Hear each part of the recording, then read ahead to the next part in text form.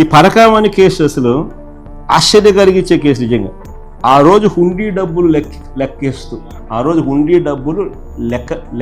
లెక్కిస్తూ చిన్న చోరీ 9 నోట్లు $9 అది చోరీ.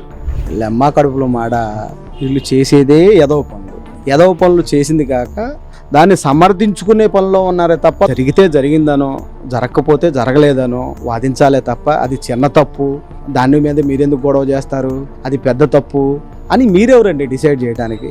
ఆయన దృష్టిలో చాలా చిన్న దొంగతనం ఇది. ఎందుకంటే లక్షల కోట్లు దోపిడీ చేసిన ఆయనకి ఈ పరకాయన మణి తీసింది ఒక లెక్క అంటారా? చాలా చిన్న దొంగతనం ఆయన దృష్టిలో. కానీ ఇది ప్రజల మనోభావాలు దెబ్బతీసే విషయం.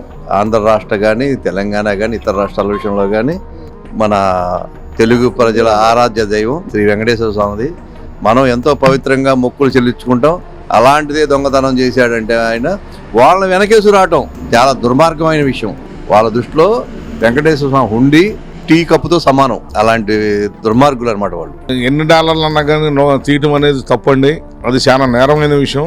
ప్రజలు దేవుడి మీద భక్తితో ఎన్నో రకాలుగా కష్టపడి దేవుడి కోసం వేసినవి వీళ్ళు వేల కోట్లు దోసుకోవటానికి ఏదో చిన్నదని చెప్పుకుంటున్నాడు తప్పితే అది చిన్నదేం కాదండి. ఆ దొంగతనాన్ని వాళ్ళే ఒప్పుకున్నారు ఈరోజు.